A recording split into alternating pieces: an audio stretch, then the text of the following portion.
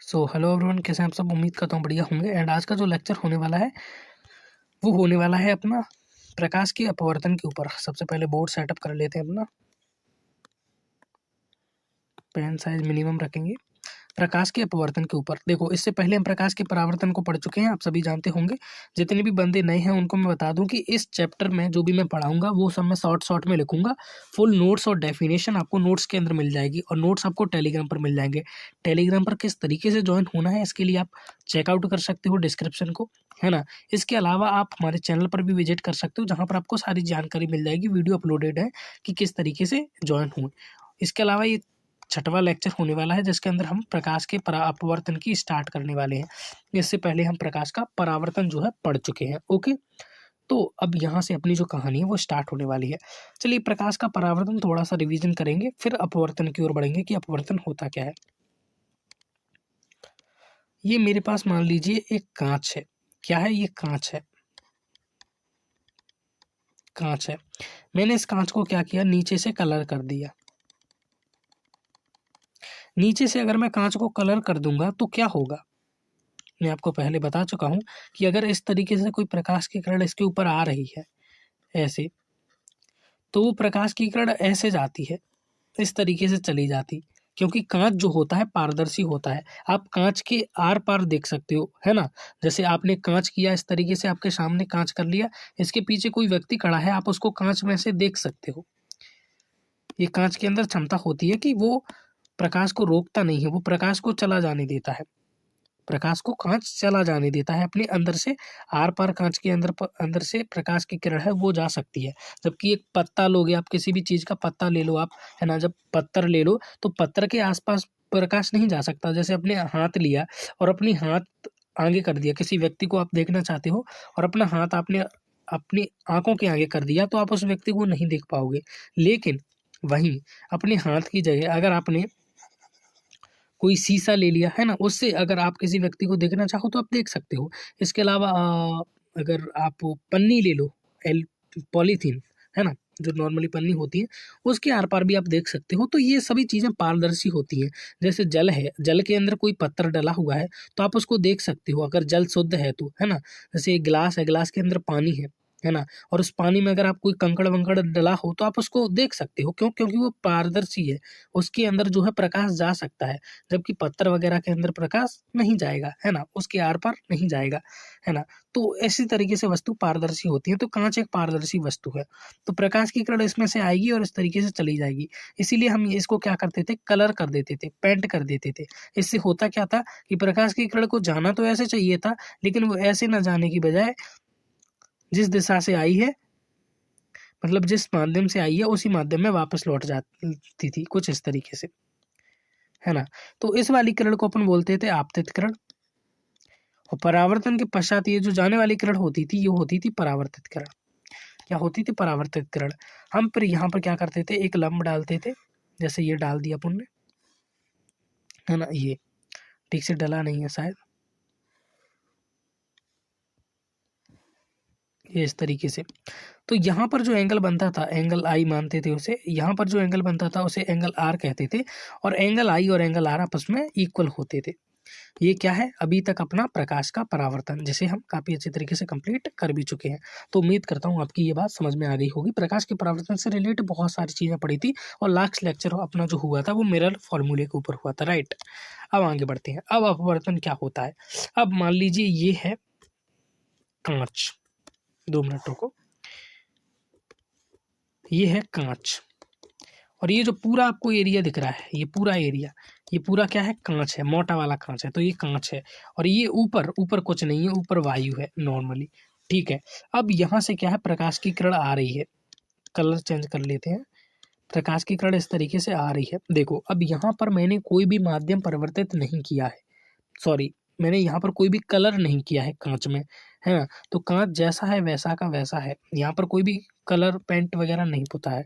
तो जो प्रकाश की किरण आएगी वो इसके अंदर जा सकती है, यानी प्रकाश की किरण ऐसे चली जाएगी, है ना। प्रकाश की किरण इस तरीके से आएगी, प्रकाश की किरण, और प्रकाश की किरण इस तरीके से इस माध्यम में चली जाएगी। आपको ऐसा लग रहा होगा, पर वास्तविकता में ऐसा होता नहीं है। जब प्रकाश की किरण आती है, और ये जो माध्यम है ये वायु है और ये कांच है। आपको पता होगा वायु अलग माध्यम है, कांच अलग माध्यम है, जल अलग माध्यम है ना। तो ये सभी अलग अलग माध्यम है ना। तो ऐसे माध्यमों को पारदर्शी माध्यम कहते हैं, है ना। जैसे कांच है, इसका आप आर पार देख सकते हो, तो पारदर्शी माध्यम। जल एक पारदर्शी माध्यम है। मैंने उदाहरण के लिए यहाँ पर वायु और कांच को लिया है ना। आप जल और कांच ले सकते हो, या जल और वायु ले सकते हो। सबसे उदाहरण है वायु और कांच, सरल उदाहरण। प्रकाश की किरण इस तरीके से आई है, ओके। अब हमें लग रहा था कि प्रकाश की किरण आई है तो इस तरीके से चली जाएगी, नहीं। क्या होता है कि जब माध्यम परिवर्तित होता है तो जो प्रकाश का वेग है वो परिवर्तित हो जाता है, साथ ही साथ उसका जो मार्ग है वो भी परिवर्तित हो जाता है। एक और चीज मैं बता देता हूँ जो आपको हजम नहीं होगी, फिर भी सुन लो। अगर थोड़ा सा ब्रेन इंक्रीज करना चाहते हो, आप अलग से सर्च कर सकते हो, मैं थोड़ी सी जानकारी दूंगा। प्रकाश का जो वेग होता है ना, निर्वात में हम कहते हैं 3 × 10⁸ है ना। यही होता है मीटर पर सेकेंड, है ना। मुझे ठीक से याद नहीं है, आई थिंक यही होता है 3 × 10⁸ मीटर पर सेकेंड, ओके। ठीक से याद नहीं है, ऐसा ही कुछ होता है। तो अगर ये होता है प्रकाश का वेग, तो इसका प्रकाश का वेग यही रहता है। ये निर्वात में नहीं, ये हर माध्यम में यही रहता है, ये कभी भी परिवर्तित नहीं होता। तो फिर ये क्यों पढ़ा रहे हो कि वेग परिवर्तित होता है माध्यम बदलने पर? जब हम ऑब्जर्व करते हैं तो हमें वेग अलग ही मिलता है। क्यों मिलता है, इसे आप अलग से यूट्यूब पर सर्च कर सकते हो। ये अपने टॉपिक का विषय नहीं है, ये मैंने इसीलिए बता दिया ताकि आप थोड़ा सा सर्च करना सीखो, है ना। थोड़ा सा अलग से जानकारी लेना सीखो कि प्रकाश ज़्यादा रास्ता तय करता है, इस कारण से उसका वेग परिवर्तित होता है। ये सारी चीज़ें आपको कंफ्यूज करेंगी, मुझे पता है, इसीलिए आप इसको यूट्यूब पर अलग से सर्च करो। ये आपकी क्लास में नहीं आने वाली, आपकी क्लास में यही आपको मान के चढ़ाया जाता है कि ये जो प्रकाश है इसका वेग माध्यम बदलने पर परिवर्तित हो जाता है ना। तो तुम्हें यही मान के चलना है अभी, क्या, कि जो प्रकाश का वेग है वो माध्यम बदलने पर बदल जाएगा, माध्यम बदलने पर बदल जाएगा। लेकिन वास्तविकता में ऐसा नहीं होता। प्रकाश का वेग नियत है, अखंड है, उसको कोई नहीं बदल सकता। बस प्रकाश के वेग ने फिजिक्स का जितना सत्यानाश किया है और किसी चीज ने नहीं किया। तो प्रकाश एक बहुत ही कॉम्प्लिकेटेड चीज है। अगर आपकी थोड़ी सी भी साइंस में रुचि है तो इसको अलग से जरूर से सर्च करना। फिलहाल अपन टॉपिक की ओर बढ़ते हैं, है ना। तो प्रकाश की किरण इस तरीके से आ रही है। अब आपको क्या है, माध्यम में उसको इसी तरीके से जाना था, लेकिन मैंने क्या कहा, वो इस तरीके से नहीं जाती है। वो देखो इस तरीके से थोड़ी मुड़ गई, इस तरीके से चली गई। तो उसे जाना कैसे चाहिए था, ऐसे जाना चाहिए था, का नहीं, लेकिन वो इस तरीके से क्या है, मुड़ गई। ये कुल मिलाकर यहाँ पर बात हुई है। उसे जैसे जाना चाहिए था, वो प्रकाश की किरण वैसे नहीं गई, वो वहां से मुड़ गई, और इसी घटना को हम कहते हैं प्रकाश का अपवर्तन। क्या कहा जाता है, प्रकाश का अपवर्तन। इसके उदाहरण अगर आप देखना चाहते हो तो आप एक गिलास लो, है ना, कांच का गिलास लेना है आपको, जिससे आप उसके आर पार देख सकते हो। अब आपको क्या करना है, एक नींबू को लेना है, इस नींबू को उठा के आपको उस कांच के गिलास में डाल देना है, उसमें पानी भरा होना चाहिए। आप देखोगे कि जो नींबू है वो वास्तविकता में जितना बड़ा नहीं है, उतना बड़ा वो उस गिलास में लग रहा है। क्यों? ये प्रकाश के अपवर्तन के कारण है ना। इसके अलावा आपने देखा होगा कभी कि आपने इस तरीके से एक गिलास लिया, उसके अंदर पेंसिल डाल दी, है ना। तो पेंसिल इस तरीके से डली हुई है ना। तो पेंसिल का आकार आपको पानी में कुछ और दिख रहा है ना। और पेंसिल सीधी रखी हुई है लेकिन पानी में आपको थोड़ी सी तिरछी दिख रही है। तो इसके पीछे का रीजन भी प्रकाश का अपवर्तन है। दैनिक जीवन में बहुत उदाहरण देख सकते हो आप इसके, है ना। तो यहाँ पर जिस तरीके से एंगल आई एंगल आर होते थे, है ना, इसी तरीके से यहाँ पर भी होते हैं। ये होती है अपनी आपतित किरण, यानी आने वाली किरण, जैसे प्रकाश के परावर्तन में होती थी, है ना, आपतित किरण। फिर परावर्तित होने वाली किरण होती थी परावर्तित किरण। लेकिन यहाँ पर तो अपवर्तन होता है, तो इस किरण को कहते हैं अपन अपवर्तित किरण। कौन सी? अपवर्तित किरण। तो आपतित किरण और अपवर्तित किरण। जैसे वहां पे लंब डालते थे, ठीक वैसे ही हम एक लंब यहाँ पर भी डालेंगे, है ना। थोड़ा सा तिरछा हो गया, इसको सेट करने दो इस तरीके से। अब यहाँ पर मान लीजिए कोई एंगल बन रहा है, उस एंगल को हम आई मान लेते हैं, और यहाँ पर कोई एंगल बन रहा है, उस एंगल को अपन आर मान लेते हैं, है ना। स्नेल का नियम पढ़ना है, क्रांतिक कोण पढ़ना है, थोड़ा सा टॉपिक और है, एंगल आई है और एंगल आर है। तो स्नेल का नियम अब आपको पढ़ना है। स्नेल का नियम क्या कहता है? स्नेल का नियम, स्नेल बाबा का नियम, है ना। स्नेल बाबा का नियम आपसे ये कहता है कि अगर प्रकाश की किरण माध्यम में परिवर्तित होती है तो आपतित किरण की ज्या और आपतित किरण की ज्या का अनुपात एक कांस्टेंट होता है ना। ठीक से यहाँ पे परिभाषा लिखी नहीं है इसको, है ना। किसी वर्ड को मैं रंग भी बोल सकता हूँ, किसी भी रंग विशेष के लिए किसी एक माध्यम से, है ना, परिभाषा आपको नोट्स में देखने को मिल जाएगी। किसी एक माध्यम से दूसरे माध्यम में प्रकाश की किरण का अपवर्तन होने पर आपतित किरण की ज्या और आपतित किरण की ज्या और अपवर्तित किरण की ज्या का अनुपात एक नियतांक होता है। क्या होता है? नियतांक होता है। डेफिनेशन आपको चाहिए तो वो आपको कहाँ पर मिल जाएगी? नोट्स में।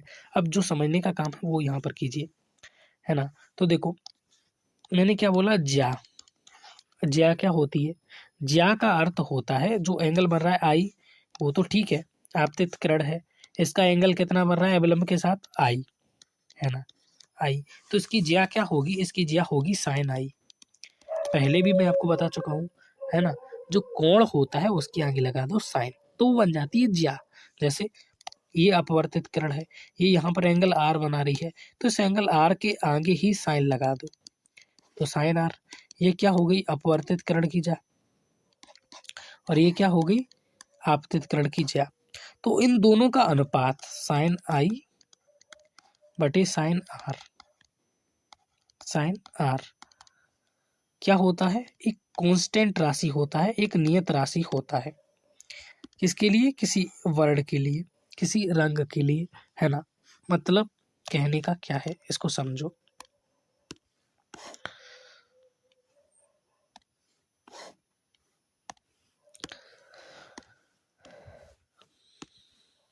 यहाँ पर हरे रंग का प्रकाश आया है और यहाँ पर अपना जो प्रकाश आया है उसका कलर है लाल।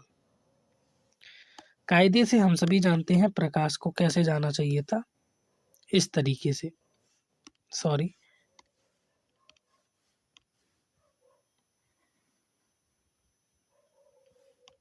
इस तरीके से एक अविलंब डालते हैं यहाँ पर अपन,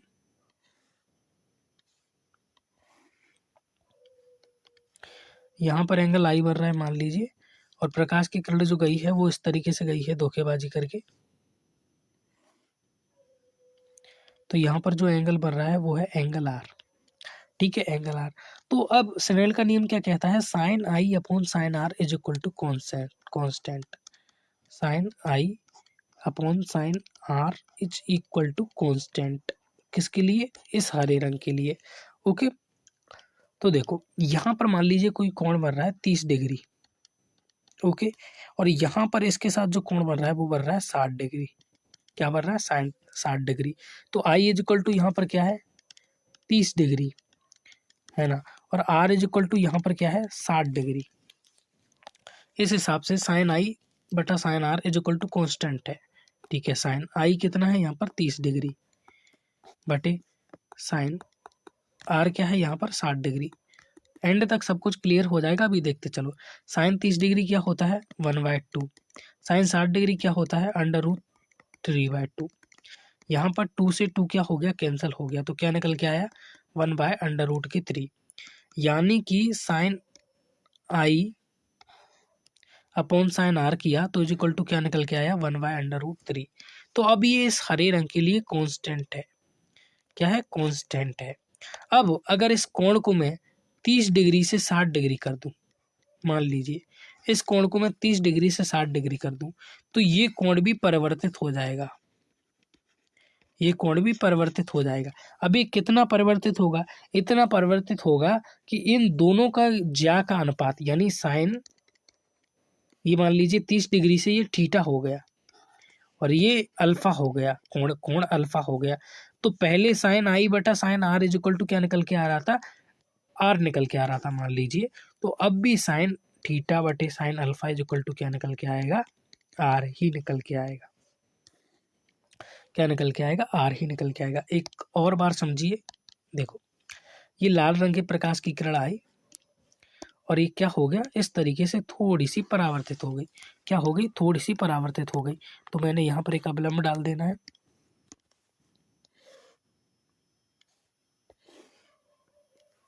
है ना। यहाँ पर बन रहा है कितना, थीटा कोण, और यहाँ पर कितना बन रहा है, अल्फा कोण। कितना बन रहा है, अल्फा कोण। तो देखो इसकी ज्या क्या हो जाएगी, आगे साइन लगाए दो थीटा के, साइन थीटा। तो ये कौन सी है, आपतित किरण की ज्या, और ये क्या है, परावर्तित किरण की ज्या। परावर्तित किरण की ज्या क्या होगी, अल्फा कोण बना रही है, उसके आगे साइन लगा दो तो साइन अल्फा। और इन दोनों का जो अनुपात होता है वो एक कांस्टेंट होता है। तो इनका अनुपात मान लीजिए आर निकल के आ रहा है, मान के चलिए आर निकल के आ रहा है। तो आर क्या होगा, एक कांस्टेंट होगा। आर क्या है, एक कांस्टेंट होगा। ये क्या कहता है, अपन से स्नेल का नियम कहता है। तो अब मान लीजिए ये कोण हमने बदल दिया, ये थीटा से चेंज करके अपन ने क्या कर दिया, मान लीजिए एम कर दिया, आई कर दिया। ये कोण थीटा से बदल के मैंने आई कर दिया। और ये जो कोण पहले अल्फा था, इसको अल्फा से बदल के क्या हो गया, ये हो गया जे, या फिर आर, सॉरी जे मान लो, जे, है ना, मान के चलो। तो पहले कोण थीटा था, थीटा से ये कोण मैंने आई कर दिया। तो जब ये कोण परिवर्तित होगा तो ये कोण ऑटोमेटिकली परिवर्तित हो जाएगा। अब साइन आई बटा साइन जे करोगे तो आपके पास जो संख्या निकल के आएगी वो पता है क्या होगी, आर। तो जब साइन थीटा था तो यहाँ पर कोण अल्फा बन रहा था और दोनों का अनुपात आर आ रहा था। अब थीटा से कोण चेंज करके आई कर दिया तो ये भी चेंज होके जे हो गया, और अब दोनों का अनुपात निकालोगे तो आर ही आएगा। यानी इसके कोण को बदलोगे तो ये कोण ऑटोमेटिकली बदलेगा, और इन दोनों का अगर आप अनुपात निकालते हो, इन दोनों की ज्या का अगर आप अनुपात निकालते हो तो वो जितनी पहले निकल के आ रही थी उतनी ही बाद में निकल के आएगी, उसके बाद भी उतनी ही निकल के आएगी, जब तक आप इस किरण को चेंज नहीं कर देते। जैसे हो सकता है रेड कलर की जो किरण है उसके लिए जो उसका जो ये है, इसे अपवर्तनांक कहते हैं। क्या कहते हैं, अपवर्तनांक कहते हैं, है ना जी। ज्या का अनुपात निकल के आता है, इसे अपवर्तनांक कहते हैं। तो जो लाल कलर का अपवर्तनांक है वो अलग होगा, हरे रंग का जो अपवर्तनांक है वो अलग होगा, अगर माध्यम दूसरा है तो उसमें भी अलग होगा, है ना। तो माध्यम में अलग होगा, कलर अलग है तो उसका जो है अपवर्तनांक अलग होगा। तो अब कुल मिला के अपने को क्या पढ़ना है, अपवर्तनांक पढ़ना है। अभी तक अपन क्या पढ़ चुके हैं, जो एग्जाम में आ सकता है वो है प्रकाश का अपवर्तन, और क्या पढ़ चुके हैं, स्नेल का नियम। तो स्नेल का नियम आपकी समझ में आ गया होगा। अपवर्तन क्या होता है, जब प्रकाश की किरण आती है और एक माध्यम से दूसरे माध्यम में जाती है तो वो अपने पथ से कैसी हो जाती है, विचलित हो जाती है ना। इसी विचलन को अपन क्या कहते हैं, अपवर्तन कहते हैं। और स्नेल का नियम क्या कह रहा था कि इस तरीके से अगर मैंने यहाँ पर एक लंब डाल दिया ऐसे, तो ये जो आपतित किरण इस अभिलंब के साथ जो कोण बना रही है उसको आई मान लो, है ना। और यहाँ पर जो अपवर्तित किरण अभिलंब के साथ जो कोण बना रही है उसको आर मान लो। तो अपवर्तित आपतित किरण की ज्या यानी साइन आई, ज्या में आई साइन आगे लग जाता है, और अपवर्तित किरण की ज्या जिसमें भी साइन आगे लग जाएगा, और यहाँ पर क्या है, आर बराबर जो निकल के आता है वो एक कांस्टेंट होता है, उसे अपवर्तनांक कहते हैं, उसे म्यू से दर्शाते हैं। अच्छा, उसको एन से भी दर्शाते हैं। कुछ बुक में उसको म्यू से दर्शाया गया है, कुछ किताब में उसको एन से दर्शाया गया, कोई फर्क नहीं पड़ता, ठीक है। तो अब जो टॉपिक है वो अपवर्तनांक ही है, चिंता ना करो। इसको म्यू से भी दर्शा देते हैं या फिर एन से भी दर्शा देते हैं। इसको लिखते कैसे हैं, इसको लिखेंगे अपन 1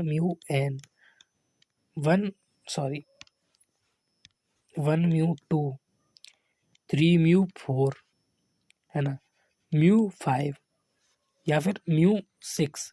इस तरीके से अपन क्या करते हैं, इनको लिखते हैं। इनका मतलब क्या होता है इसको आपको समझना होगा। अच्छा, एन में भी अपन लिखते होंगे कैसे, N1 2, N3 4, N5, N6। थोड़ा सा गला आज मुझे लग रहा है कि सपोर्ट नहीं दे रहा ठीक से, ठीक है। तो 1 म्यू 2 यहाँ पर लिखा है, इसका अर्थ क्या हुआ, 1 म्यू 2 का यहाँ पर अर्थ अपने पास निकल के आता है कि एक का अपवर्तनांक 2 के सापेक्ष,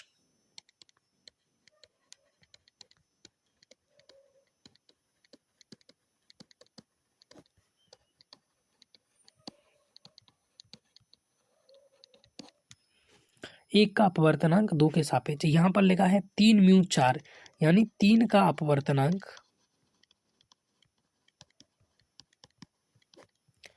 4 के सापेक्ष। क्या हो गया? 4 के सापेक्ष। सब कुछ मैं आपको समझा दूंगा, चिंता ना करो। यहाँ पर लिखा है म्यू 5, लेकिन आगे तो कोई संख्या लिखी नहीं है। देखो यहाँ पर लिखा था 1 म्यू 2, यानी 1 का अपवर्तनांक किसके सापेक्ष? 2 के सापेक्ष। यहाँ पर लिखा था 3 म्यू 4, यानी 3 का अपवर्तनांक किसके सापेक्ष? 4 के सापेक्ष। लेकिन यहाँ पर तो खाली 5 लिखा हुआ है, तो इसका अर्थ क्या हुआ? इसका अर्थ ये हुआ कि 5 का अपवर्तनांक निर्वात के सापेक्ष,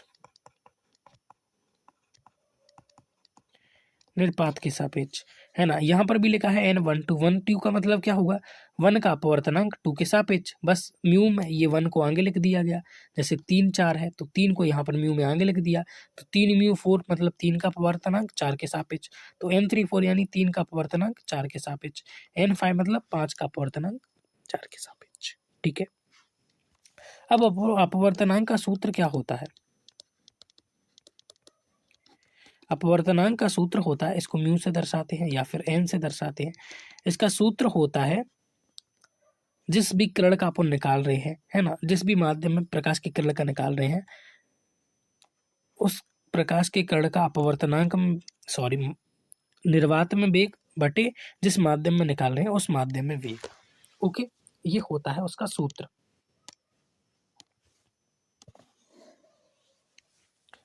है ना। तो अगर मैंने यहाँ पर लिखा n1, 1 यानी 1 क्या है? यहाँ पर 1 अपना माध्यम है।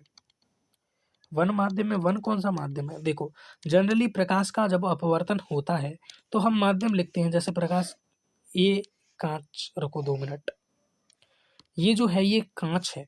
क्या है? ये कांच है पूरा का पूरा, इस तरीके से, है ना। और मैंने क्या बताया? माध्यम परिवर्तित होने पर प्रकाश की किरण का मार्ग भी परिवर्तित हो जाता है ना। तो प्रकाश की किरण इस तरीके से आई, ये वायु है, ये भी वायु है, ये बीच में कांच रख दिया मैंने। तो जैसे ही कांच आया, इसका क्या हो गया? अपवर्तन हो गया। ठीक है, क्योंकि माध्यम चेंज हो गया। फिर दोबारा माध्यम चेंज हुआ, कांच से दोबारा वायु आ गई, तो दोबारा क्या हो गया? दोबारा माध्यम चेंज हो गया, तो दोबारा प्रकाश का अपवर्तन हो गया। तो यहाँ पर 3 माध्यम है, तो इनको अपन ऐसे लिख देते हैं। इसको लिख दिया माध्यम 1, इसको लिख दिया माध्यम 2, और इसको माध्यम 3 लिख दिया इस तरीके से, या फिर इसको माध्यम 1 ही लिख दिया क्योंकि माध्यम 1 ही है। ठीक है, तो इस तरीके से हम क्या कर देते हैं? उसका नामकरण कर देते हैं। तो यहाँ पर लिखा है n1, 1 क्या है? 1 एक माध्यम है। तो n1 इज इक्वल टू क्या होगा?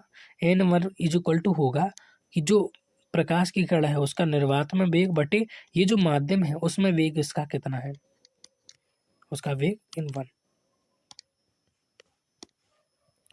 अंत तक सब कुछ क्लियर हो जाएगा, एक बार में आपको महारथी नहीं बनना है।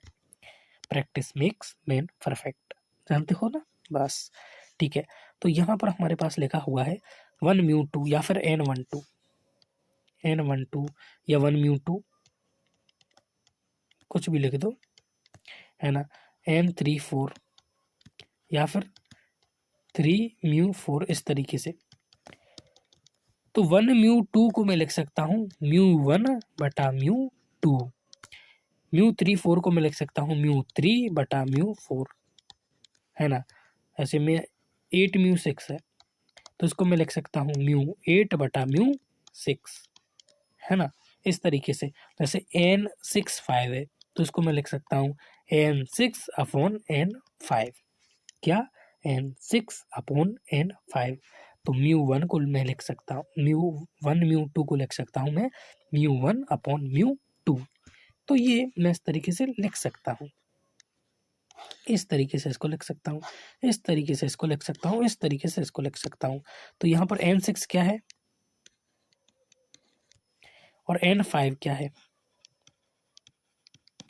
मुन्ना, मैंने आपको क्या समझाया था कि n16 लिखा है, इसका मतलब 1 का अपवर्तनांक 6 के सापेक्ष। लेकिन अगर खाली 6 लिखा हुआ है यानी 6 का अपवर्तनांक किसके सापेक्ष? निर्वात के सापेक्ष, है ना। तो यहाँ पर मैंने आपको क्या बताया? 1 म्यू 2 को आप किस तरीके से लिख सकते हो? म्यू 1 अपॉन म्यू 2, 1 म्यू 2 को 1 mu 1 upon mu 2, mu 1 upon mu 2। तो म्यू 1 क्या है? म्यू 1 क्या है? इसमें एक ही संख्या है, यानी माध्यम 1 का अपवर्तनांक किसके सापेक्ष? निर्वात के सापेक्ष। म्यू 2 यानी कि माध्यम 2 का अपवर्तनांक किसके सापेक्ष? निर्वात के सापेक्ष। तो 1 म्यू 2 हो गया। इसी तरीके से 3 म्यू 4, जरा इसको लिख के बताओ जरा मेरे को, बताओ। म्यू 4 को मैं लिख सकता हूँ म्यू 3 अपॉन म्यू 4। इसकी जगह n भी हो सकता था, n3 4, तो n3 अपॉन n4 कर देते। n3 का मतलब माध्यम 3 का अपवर्तनांक किसके सापेक्ष? निर्वात के। म्यू 4 का मतलब माध्यम 4 का अपवर्तनांक किसके सापेक्ष? निर्वात के सापेक्ष। और 3 म्यू 4 का मतलब 3 का अपवर्तनांक 4 के सापेक्ष। समझ गए? ठीक है। यहाँ पर लिखा है n1 2, मतलब अरे यार 1 का अपवर्तनांक 2 के सापेक्ष, तो ये हो जाएगा n1/n2। यहाँ तक तो ज्ञान है ना? हाँ, n1 क्या है भैया? 1 माध्यम का अपवर्तनांक निर्वात के सापेक्ष। 2 क्या है? n2 2 का अपवर्तनांक माध्यम के सापेक्ष। Right, okay. क्या n1 को मैं लिख नहीं सकता? n1 क्या है? माध्यम 1 का अपवर्तनांक। ये किसके बराबर होता है? माध्यम का प्रकाश में वेग, सॉरी, प्रकाश की किरण का निर्वात में वेग बटे ये जो n1 माध्यम है उसमें वेग। बताया था ना, अपवर्तनांक इज इक्वल टू क्या होता है? अपवर्तनांक इज इक्वल टू होता है, अपवर्तनांक इज इक्वल टू होता है निर्वात में प्रकाश का वेग बटे जिस भी माध्यम की बात कर रहे हैं उसमें वेग। जैसे n1 बराबर c/v1, n2 is equal to c/v2। c यानी निर्वात में जो उसका वेग है बटे जिस भी माध्यम की हम बात कर रहे हैं उसमें जो उसका वेग है। तो यहाँ पर लिखा हुआ है n1 को मैं लिख सकता हूँ c/v1। यहाँ पर लिखा हुआ है n2, तो n2 को मैं क्या लिख सकता हूँ? निर्वात में प्रकाश का वेग बटा 2 माध्यम में प्रकाश का वेग। c से c कट गया, तो v2 कहाँ पर पहुँच जाएगा? ऊपर पहुँच जाएगा। और v1 कहाँ पर पहुँच जाएगा? नीचे पहुँच जाएगा। बेसिक मैथमेटिक्स तो आता होगा। तो यहाँ पर क्या निकल के आ गया? n12 बराबर v2/v1। v2 क्या है? माध्यम 2 में प्रकाश का वेग, माध्यम 2 में प्रकाश का वेग। v1 क्या है? माध्यम 1 में जो प्रकाश का वेग है वो। v2 मतलब माध्यम 2 में प्रकाश का वेग, v1 मतलब माध्यम 1 में प्रकाश का वेग। तो यहाँ पर खिचड़ी हो जाती है। खिचड़ी किस तरीके से? समझो, n12 बराबर क्या होगा? 1 का अपवर्तनांक 2 के सापेक्ष, 1 का अपवर्तनांक 2 के सापेक्ष। पैटर्न कैसा है? सीधा है। अगर इसको मैं बटे में लिखना चाहूँ तो मैं लिख सकता हूँ n1/n2, यानी जो पहले है वो पहले आएगा, जो बाद में है वो नीचे आएगा। ठीक है, n1/n2। लेकिन जब मैं प्रकाश का वेग लिखना, सॉरी, इसको वेग के फॉर्मेट में लिखना चाहूँगा n1/n2 को, तो 2 का वेग, 2 माध्यम का वेग पहले आएगा, 2 का वेग पहले आएगा और 1 का नीचे आएगा बटे में। देख रहा है विनोद किस तरीके से निकला है? v2/v1। जैसे यहाँ पर है n36, यहाँ पर μ45। उदाहरण के लिए n36 को n3/n6 लिख सकता हूँ, μ45 को μ4/μ5 लिख सकता हूँ।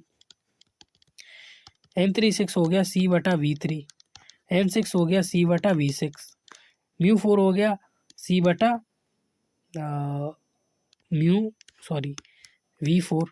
μ5 हो गया c/v5। सी से सी कचाक, तो v5 ऊपर पहुंच गया, v4 नीचे रह गया। सी से सी कचाक, तो v6 ऊपर पहुंच गया, v3 नीचे रह गया। तो देखो यहाँ पर n3/n6 था, यहाँ पर v6/v3 है। इसमें 3 ऊपर था, इसमें 6 ऊपर है, इसमें 6 नीचे था, इसमें 3 नीचे था। तो ये थोड़ा सा कन्फ्यूजन क्रिएट करता है। तो इसको याद रख लेना कि जब प्रकाश के वेग की बारी आएगी तो 4/5 नहीं 5/4 हो जाएगा, 5/4, 3/6 नहीं 6/3। इसको कंफ्यूज हो जाते हैं बहुत सारे। प्रकाश का वेग 3/6 लेके 6/3। ठीक है, तो ये हो गया प्रकाश का अपवर्तनांक। उम्मीद करता हूँ ये भी आपकी समझ में आ गया होगा। तो स्नेल का नियम समझ लिया, प्रकाश का अपवर्तनांक समझ लिया, ये हमारे लिए काफ़ी है, मतलब काफ़ी है। ओके, तो ये 2 का अपवर्तनांक 1 के सापेक्ष होता क्या है? कुछ नहीं। यहाँ पर ये जो ज्या बनती है ना, तो इसकी जो ज्या है, देखो समझो पहले,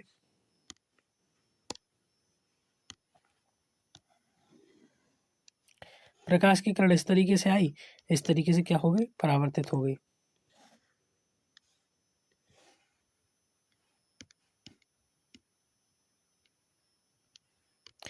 इसकी क्या है, इसकी ज्या है, मान लीजिए कोण आई है तो इसकी ज्या हो गई साइन आई। इसका कोण आर है तो इसकी ज्या हो गई साइन आर।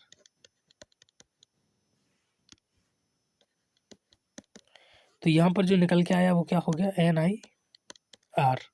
जो ऊपर की संख्या उसको पहले लिख दिया, जो नीचे की संख्या उसको बाद में लिख दिया, एन आर आई आर। यानी आई का अपवर्तनांक किसके सापेक्ष, आर के सापेक्ष। सीधी सी बात है। तो ऐसे यहाँ पर निकल के आया है या साइन 16/sin30, सॉरी संख्या में लिखो जरा वरना कन्फ्यूज हो जाओगे, sin 5/sin4। तो ये हो गया n5/4 या फिर 5μ4 इस तरीके से। तो 5 का अपवर्तनांक 4 के सापेक्ष, 5 का अपवर्तनांक 4 के सापेक्ष। आगे आपको सॉल्व करना आता ही है। अच्छा, एक और चीज आती है जिसे क्रांतिक कोण कहते हैं, चलिए उसके बारे में देख लेते हैं। क्रांतिक कोण, इसके बारे में आज डिटेल से नहीं पढ़ेंगे, थोड़ी सी बेसिक से जानकारी दे देता हूँ। स्नेल के नियम के अनुसार sin i upon sin r is equal to constant. तो अगर मैंने i की वैल्यू बढ़ा दी तो r की वैल्यू ऑटोमेटिकली बढ़ेगी, और i की वैल्यू कम कर दी तो r की वैल्यू ऑटोमेटिकली कम होगी। कैसे, यहाँ पर मान लीजिए ये है sin 30 डिग्री और sin r is equal to है sin 30 डिग्री। ओके, तो sin 30 डिग्री की वैल्यू कितनी होती है, 1/2। इसकी भी 1/2। 1/2 से 1/2 को काटोगे तो कितना निकल के आया है, कांस्टेंट 1 निकल के आया है।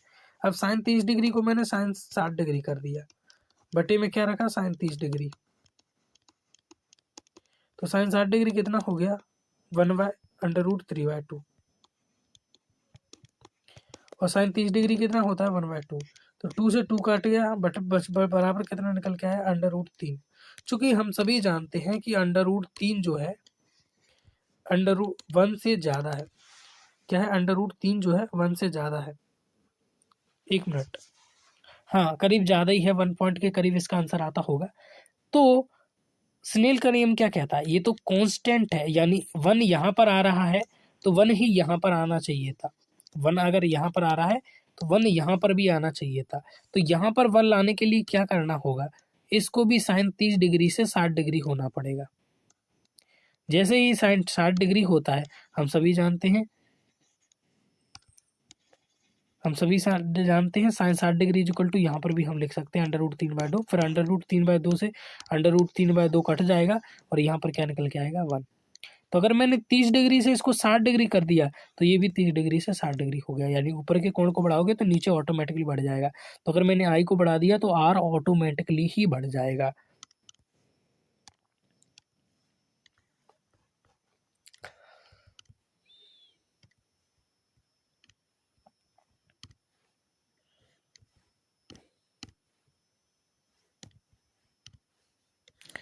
प्रकाश की किरण आई और इस तरीके से जो है परावर्तित होके चली गई। क्या हो गई, इस तरीके से जो है परावर्तित होके चली गई।